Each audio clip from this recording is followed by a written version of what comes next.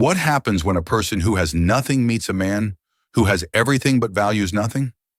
In the heart of the city, at an opulent restaurant where whispers are more valuable than gold, every server lives in fear of one man, the billionaire tyrant, Alex Blackwood.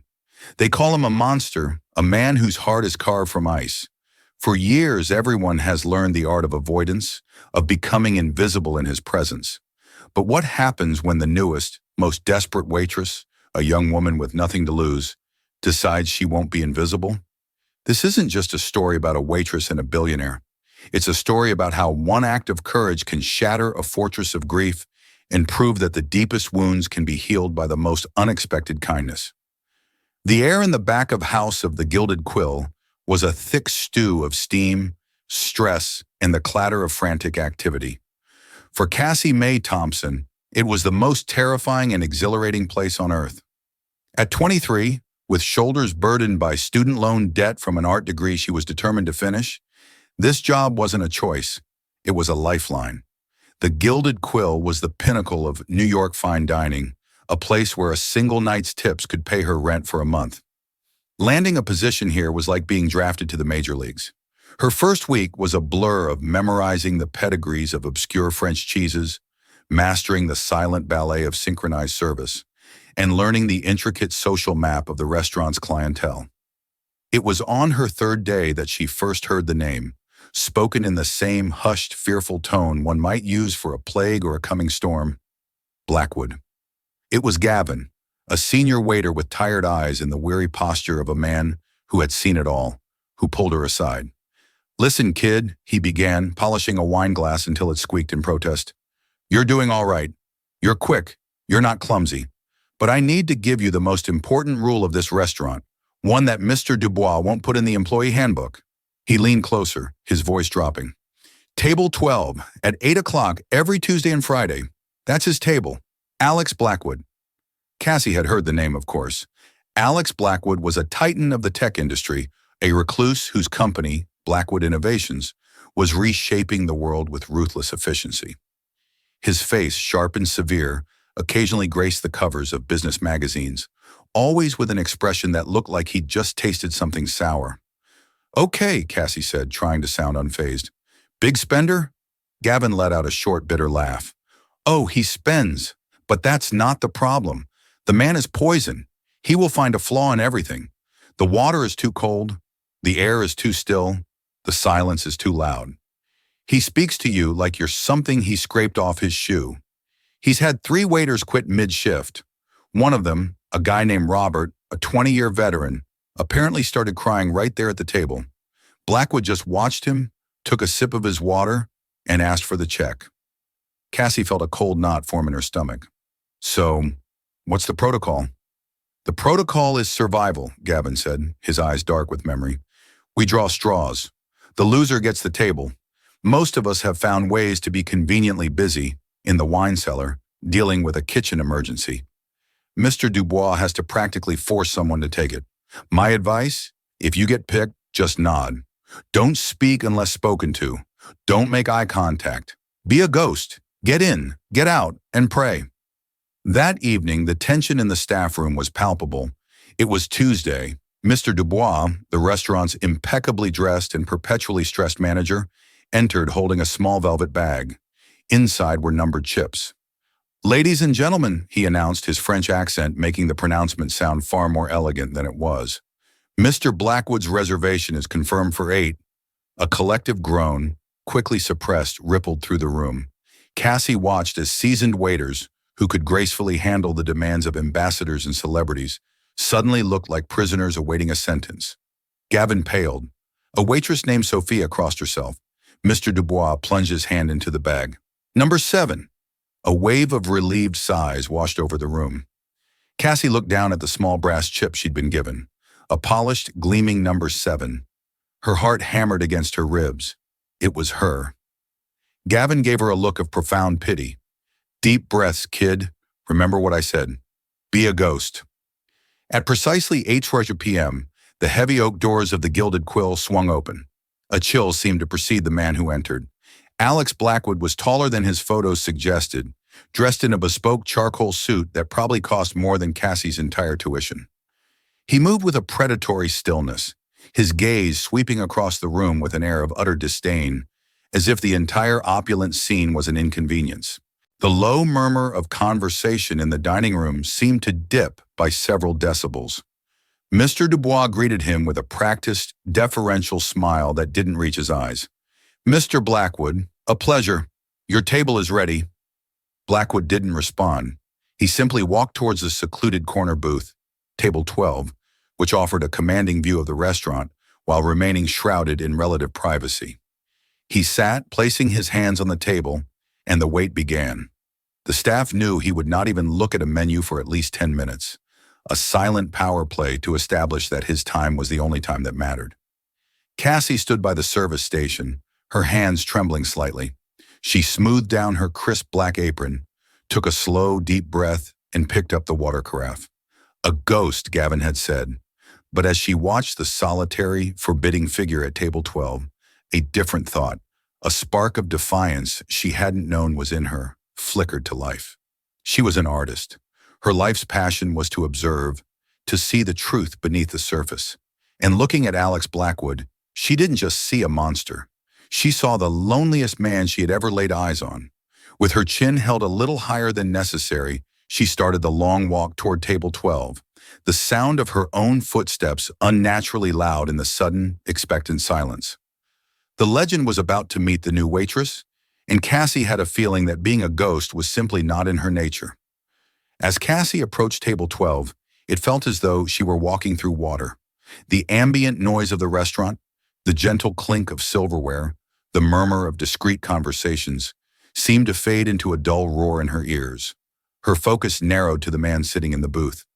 Alex Blackwood hadn't moved a muscle. He was staring out the large window beside him, his profile sharp and unforgiving against the glittering backdrop of the city lights. She reached the table and stood for a moment, waiting to be acknowledged. The silence stretched, becoming heavy and uncomfortable. He knew she was there. It was part of the game. She could feel the eyes of her colleagues, of Mr. Dubois, burning into her back from across the room. They were waiting for the first crack, the first sign of her breaking. Taking another steadying breath, Cassie broke the silence herself. Her voice, though quiet, was clear and steady. "Good evening, sir. May I pour you some water?" Alex Blackwood's head turned slowly, and for the first time, his eyes met hers.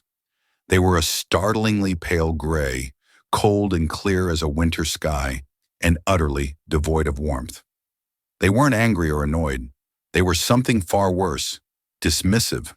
They looked through her as if she were a pane of glass. He didn't answer. He simply gestured with a flick of his wrist toward the empty glass, a command without words. Cassie poured the chilled water, her hand miraculously steady.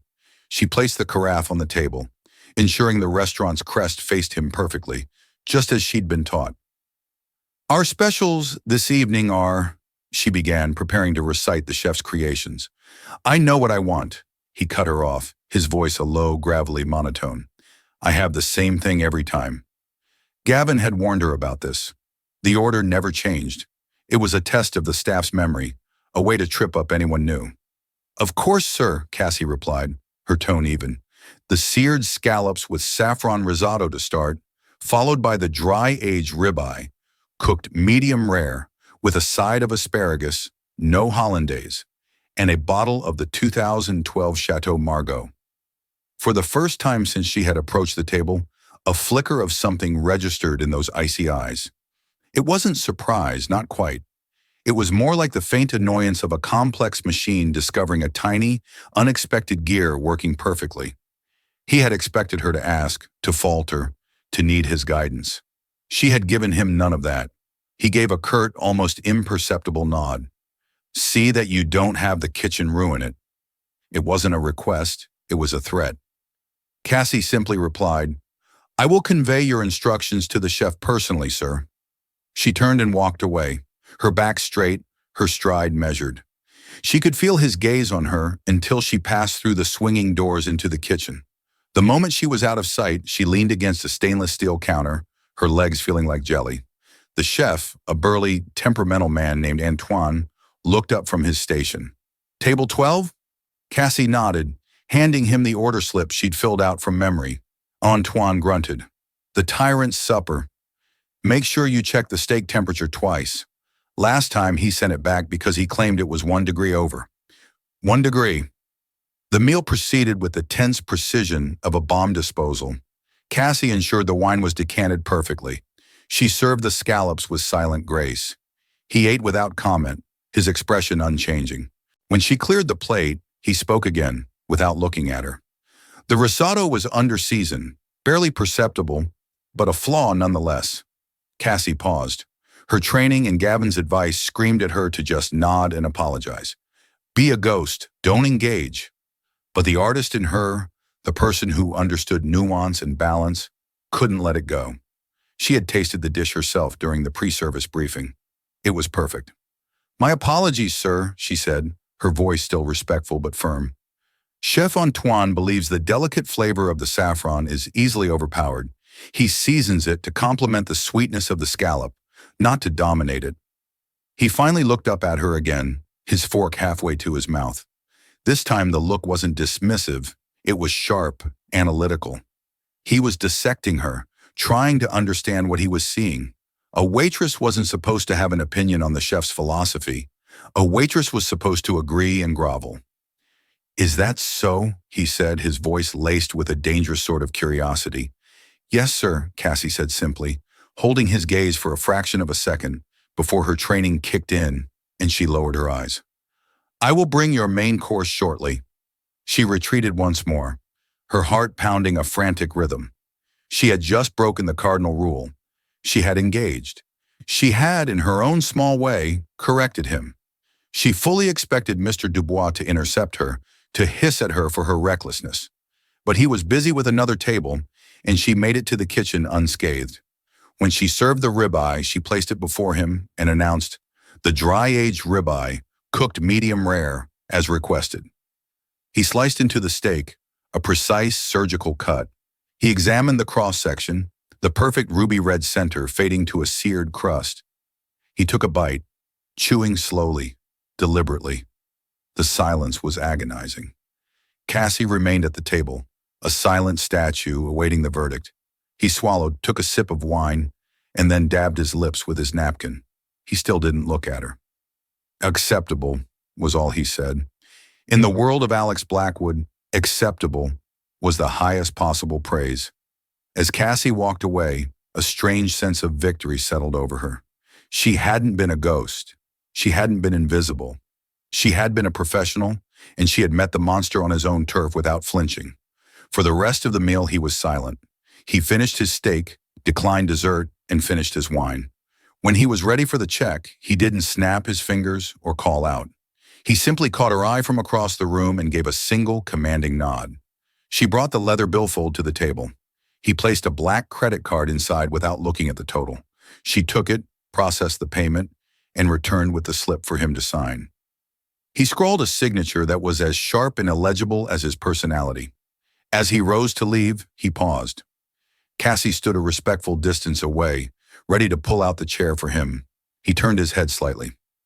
"What is your name?" he asked. The question was so unexpected, it almost made her gasp. "Cassie, sir. Cassie Thompson." He held her gaze for a beat longer, that same analytical glint in his eyes. Then, without another word, he turned and strode out of the restaurant, leaving a wake of relieved silence behind him. Cassie went to clear the table, her mind racing. Tucked into the billfold, underneath the signed receipt, was the tip. The Gilded Quill's staff pooled their tips, but it was customary to see what a table had left. She braced herself for a deliberately insulting amount, a single dollar, or perhaps nothing at all. She lifted the receipt.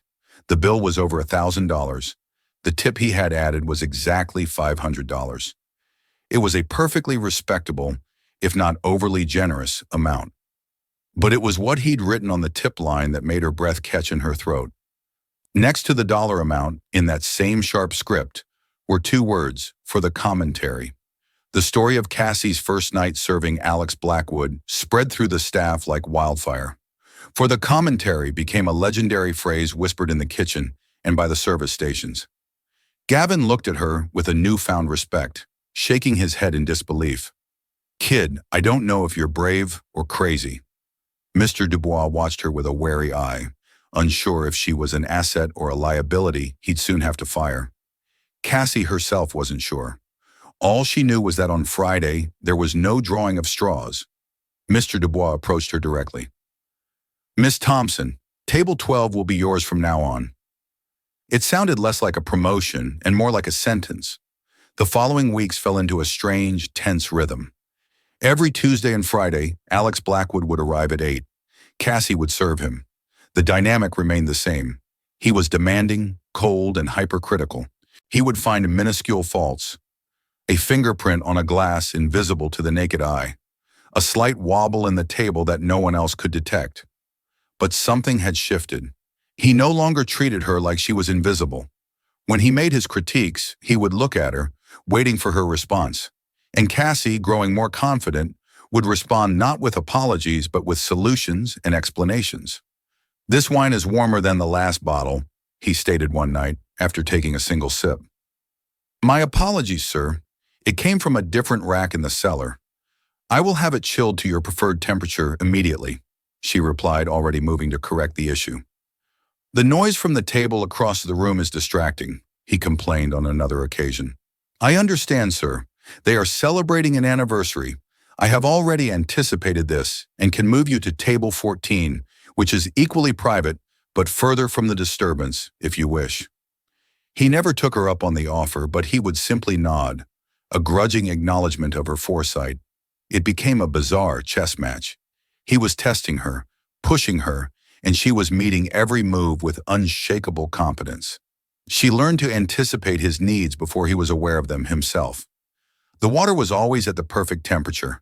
A fresh napkin appeared before he knew he needed one. She even began to notice subtle patterns. He ate less when the stock market had a volatile day. He drank his wine faster on rainy evenings. She was no longer just his waitress. She was his observer.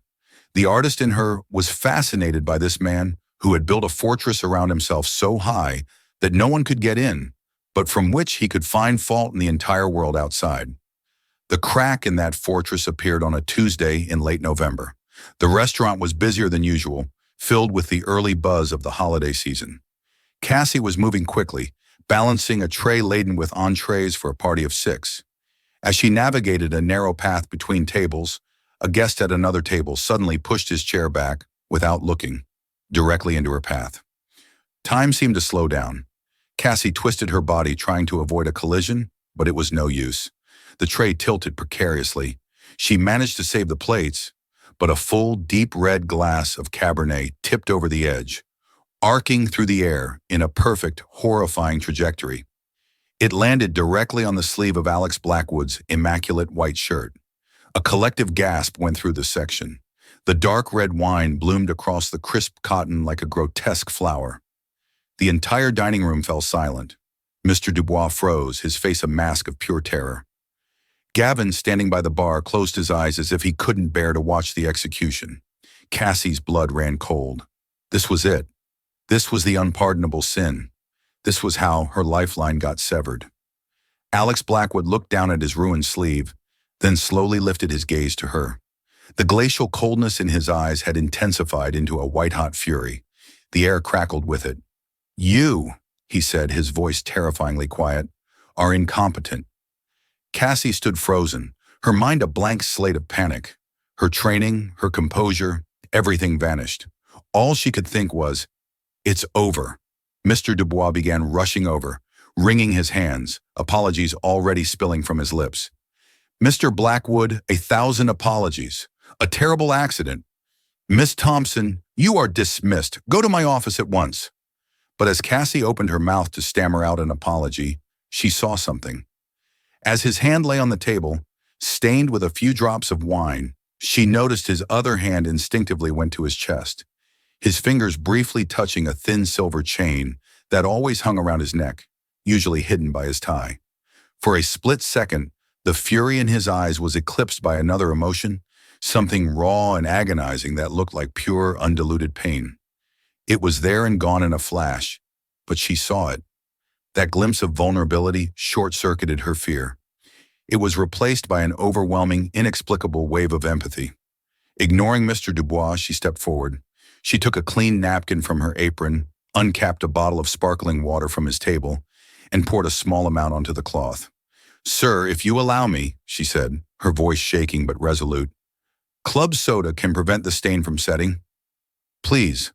She held out the damp napkin. Blackwood stared at her, his jaw tight. The entire restaurant watched, breathless. He was a man who commanded boardrooms and brought competitors to their knees. He was not a man who allowed a waitress to tend to him like a clumsy child. He looked from her face to the napkin, then back again. The internal war in his eyes was visible. His fury was warring with something else. Confusion? Intrigue? After a silence that felt like an eternity, he slowly, stiffly extended his arm. Cassie gently took his wrist. Her touch was professional, her movements swift and efficient as she dabbed at the crimson stain. The room was so quiet you could hear the fizz of the club soda on the cotton. She worked for a minute, her focus entirely on the task, blocking out the stunned faces of her colleagues in the other diners. When she was done, the stain was much lighter, though not gone. "I've done what I can for now, sir," she said softly, releasing his arm. "But the shirt will need professional cleaning. Of course, the restaurant will cover the cost of a replacement." She finally looked up and met his eyes, bracing for the inevitable dismissal. "I am deeply sorry. It was my fault." Alex Blackwood said nothing. He simply stared at her, his expression unreadable. Mr. Dubois was hovering, looking as if he might faint. The check, sir?" the manager stammered. Blackwood pulled his gaze away from Cassie and leveled it at Dubois. "I haven't finished my meal," he stated coldly. "Bring me another steak. And bring her," he nodded towards Cassie, "another bottle of the Margot. It would seem this one has been spilled." Then he turned his attention back to his plate as if nothing had happened, leaving the entire restaurant, and especially Cassie, in a state of profound shock. He had every reason to fire her, to ruin the restaurant's reputation, to unleash the legendary wrath everyone feared. Instead, he had ordered another steak. He had defended her in his own impossibly arrogant way against her own manager. As Cassie numbly walked back to the kitchen to place the order, she knew something fundamental had broken that night. It wasn't just the wine glass. It was a crack in the impenetrable armor of Alex Blackwood. And for the first time, she felt a desperate need to understand what, or who, he was protecting underneath it all. The wine incident marked a definitive turning point. Alex Blackwood's demeanor towards Cassie didn't soften into friendliness. He was still demanding and taciturn, but the aggressive testing ceased. An unspoken understanding now existed between them. He came to expect her unflappable competence, and she came to understand the subtle nuances of his moods. But the question of why he was the way he was became an obsession for her. The flash of raw pain she'd seen in his eyes haunted her. It was a clue, a loose thread, and the artist in her, the part that sought to understand the human condition, couldn't resist pulling it. Her evenings after her exhausting shifts and before her pre-dawn art classes were now spent in the dim glow of her laptop screen. She started with the obvious: business articles, profiles in Forbes, and the Wall Street Journal. They all painted the same picture: a ruthless prodigy who took over his father's tech firm at 25 and transformed it into a global empire. The articles spoke of his uncompromising vision, his relentless drive, and his singular focus. They mentioned his reclusive nature, but always framed it as the eccentricity of a genius, not as a symptom of something deeper. It was boring. It was the corporate armor, polished for public consumption. This wasn't the man, it was the brand. Cassie knew she had to dig deeper before the brand was all there was. She changed her search terms, going back further in time. She added words like gala, society, charity ball. She sifted through years of society pages and photo archives. And there, buried in the digital dust of a decade-old article from a glossy lifestyle magazine, she found him. The Alex Blackwood in the photograph was almost unrecognizable. He was younger, yes, but the change was more profound than that. He was smiling. It wasn't a guarded, polite smile. It was a wide, genuine, unguarded beam of pure happiness. His arm was wrapped around a woman who was laughing, her head thrown back in joy. She was beautiful, with vibrant red hair that fell in soft waves around her shoulders and eyes that sparkled even in the grainy photo. Her name was Eleanor Blackwood, his wife.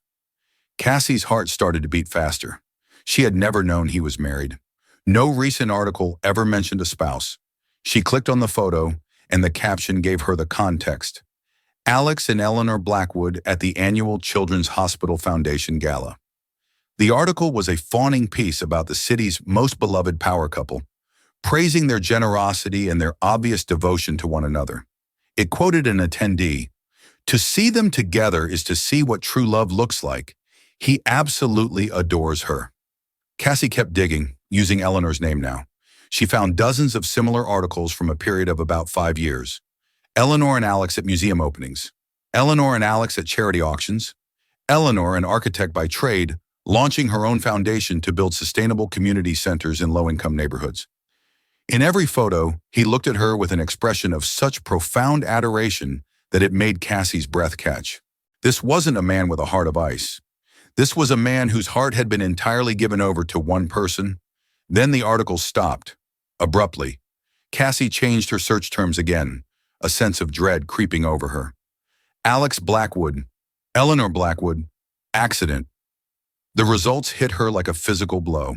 5 years ago, a single headline from the Associated Press told the whole story. Eleanor Blackwood, philanthropist and wife of tech billionaire, killed in tragic car accident. She read the article, her stomach twisting into a tight, painful knot. It was a rainy Friday night. They were on their way home from dinner. A drunk driver ran a red light, T-boning their car on the passenger side. Eleanor was killed instantly. Alex walked away with only minor injuries. The pieces slammed into place with dizzying, sickening clarity. 5 years ago. That's when the gushing profiles stopped and the articles about the ruthless recluse began. He didn't just retreat from public life. He retreated from life itself. Cassie leaned back in her chair, the glow of the screen illuminating the tears welling in her eyes. The gilded quill. It must have been their place.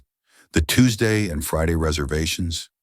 Were they anniversaries, rituals, a desperate attempt to hold on to a routine they once shared? And then the final heart-shattering piece fell into place. His order, the one that never changed. The seared scallops with saffron risotto and the dry-aged ribeye. She scrolled furiously through the old articles until she found a lifestyle piece, a short interview with Eleanor about her work. The final question was a fluffy one.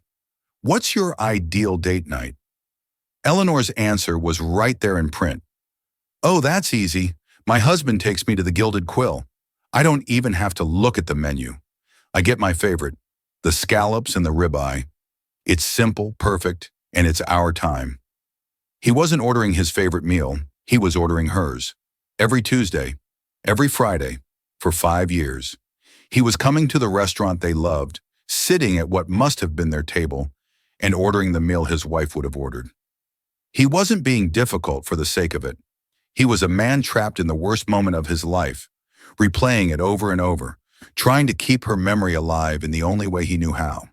His rudeness, his impossible standards, his cold fury. It wasn't malice. It was a shield, a way to keep everyone at a distance so no one could see that beneath the billionaire tyrant was a man shattered by grief, drowning in it, alone in a corner booth for 2. The silver chain he always wore. Cassie frantically searched for a clearer picture of him and Eleanor. She found one, a close-up from a gala. There it was. Around Eleanor's neck was the same thin silver chain, holding what looked like a small, simple silver locket. He was wearing his dead wife's locket. Cassie shut her laptop, the silence of her small apartment suddenly deafening. The monster of Table 12 was gone. In his place was a profoundly broken man, performing a heartbreaking ritual of remembrance twice a week. And for 5 years, everyone around him had only seen the anger, not the agony that fueled it. She knew she couldn't continue the same chess match with him anymore. The game had changed because she now understood the rules. The next time he came in, she couldn't just be as competent, unflappable waitress. She had to do something. It was a terrifying, reckless thought, but it was one she couldn't shake. She had to find a way to break the ritual. The following Tuesday, Cassie felt a nervous energy she hadn't experienced since her very first day. Knowing Alex Blackwood's secret had changed everything. She no longer saw him as a challenge to be managed, but as a puzzle to be solved, a wound to be mended. She felt a profound and terrifying sense of responsibility. Her plan was simple, audacious, and could very easily get her fired. She arrived for her shift early and went straight to the kitchen. Chef Antoine was sharpening his knives with rhythmic, aggressive strokes. "Chef," Cassie began, her voice more confident than she felt, "I have a special request for table 12 tonight." Antoine grunted without looking up. "Let me guess. The tyrant wants his scallops woven from solid gold and his steak aged in the tears of his enemies."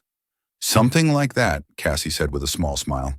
"I need you to prepare his usual order, the scallops and the ribeye. But I also need you to make something else, something off-menu." Now he stopped, looking at her with suspicion. "We don't do off-menu for him. The man is a creature of habit. Deviating from the script is professional suicide.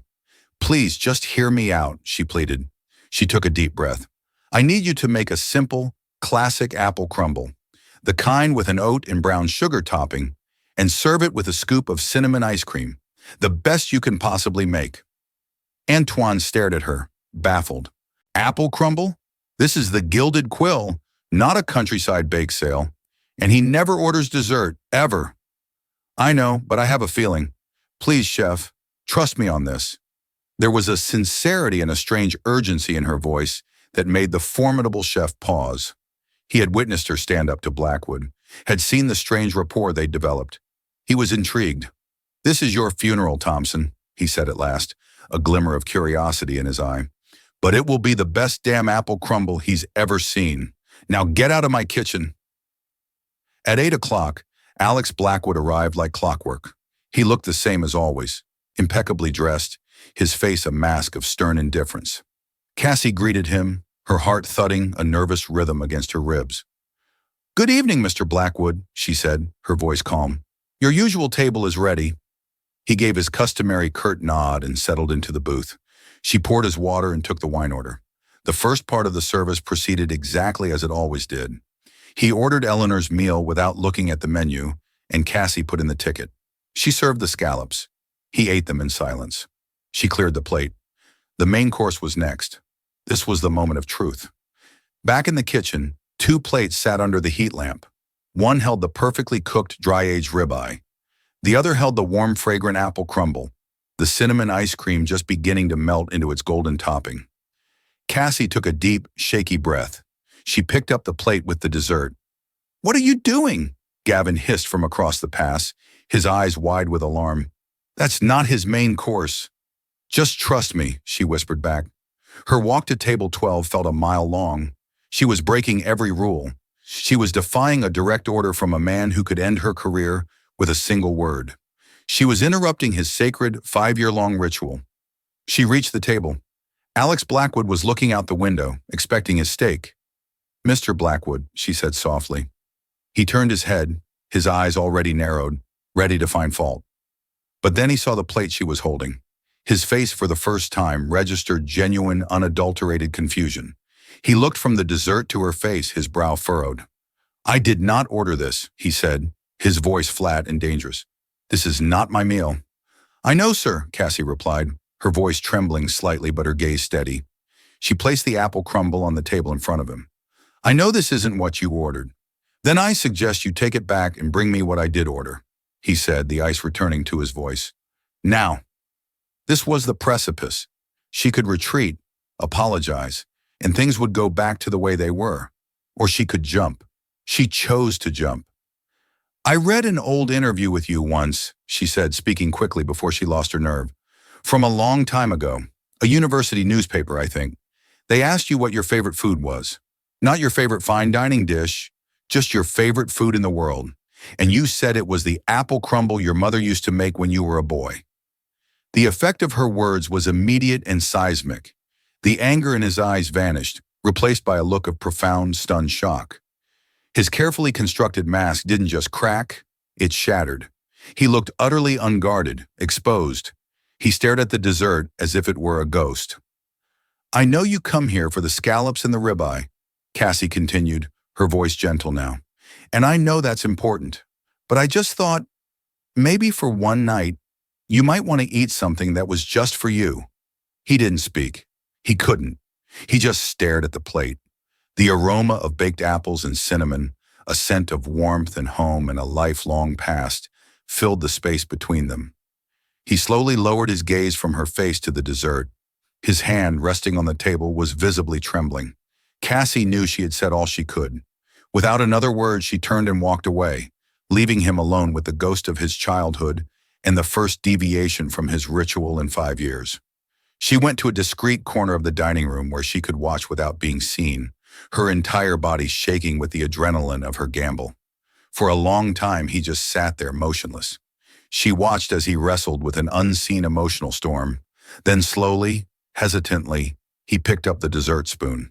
He dipped it into the crumble, breaking through the crisp oat topping into the warm, soft apples beneath, scooping up a little of the melting ice cream.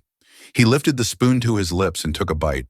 And as he tasted it, Alex Blackwood, the billionaire tyrant, the monster of Table 12, closed his eyes.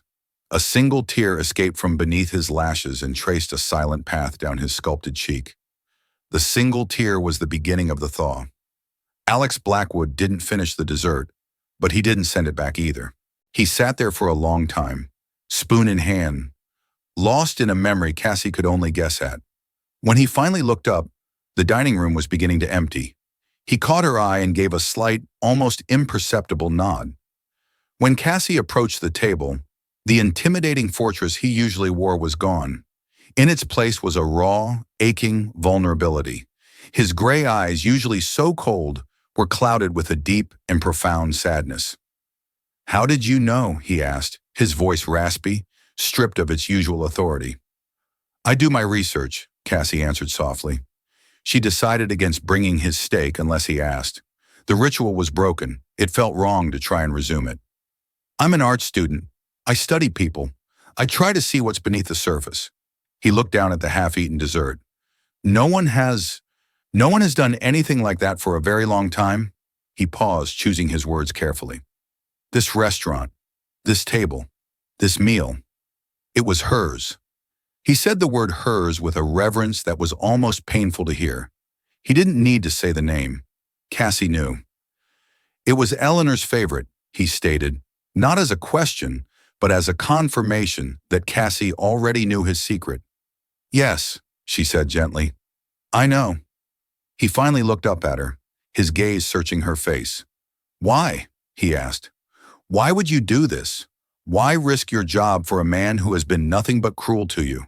Cassie thought for a moment, searching for the honest answer. "Because I didn't think you were cruel," she said. "I think you're in pain, and I don't think cruelty and pain are the same thing. I saw a man who was making sure the world kept its distance so it couldn't hurt him anymore than he's already been hurt." The silence that followed was heavy with unspoken words. He motioned to the chair opposite him in the booth. "Sit, please." An employee sitting with a guest was a fireable offense of the highest order. But Cassie looked over at Mr. Dubois, who was watching from afar. The manager, seeing the unprecedented scene unfolding, simply gave a subtle, resigned nod. Cassie slid into the booth. "For 5 years," Alex began, his voice low and strained, "I have been coming here. Twice a week. I sit here and I order her food, and I find fault with everything. The wine, the service, the temperature of the room.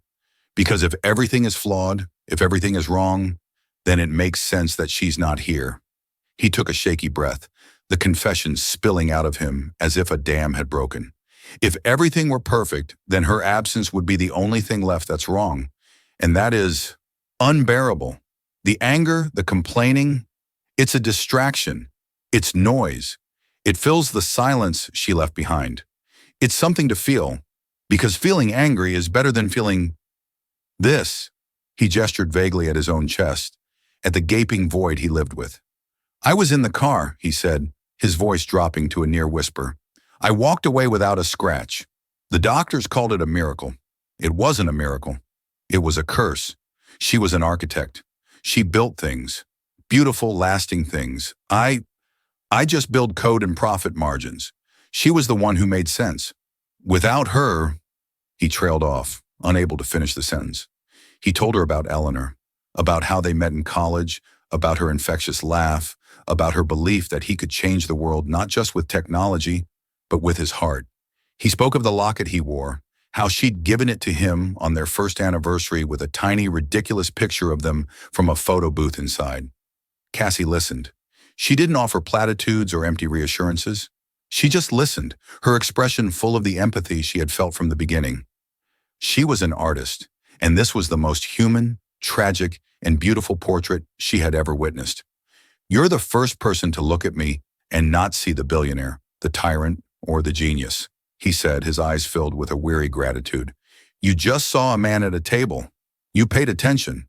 I pay attention to details, Cassie replied. It's part of the job. It's part of being an artist. His eyes lit up with a flicker of genuine interest, the first she had ever seen. An artist? What kind of artist? A painter mostly, she said, feeling a blush rise to her cheeks. I'm trying to finish my degree at the School of Visual Arts. Do you have any of your work with you? He asked, his curiosity seeming to pull him, however briefly, out of the fog of his grief. Hesitantly, Cassie reached into her large tote bag that she kept in her staff locker and pulled out her worn sketchbook. She never went anywhere without it. She opened it and slid it across the table. He took it with a surprising reverence. He flipped through the pages slowly. It was filled with sketches of the city, portraits of strangers on the subway, studies of light falling on a stack of books in her tiny apartment. And in the last few pages, there were several charcoal sketches of him. Not of the imperious billionaire, but of a solitary figure at a corner table, his shoulders slumped, his face lost in shadow.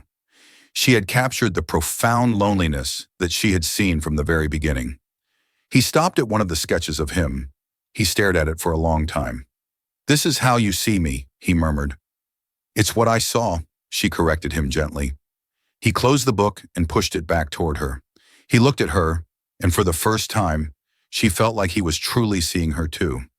He saw Cassie Mae Thompson, the struggling art student, the observant waitress, the woman who had the courage to offer a monster a bowl of apple crumble. You have a gift, Cassie, he said, her name sounding strange and soft in his mouth. A remarkable one.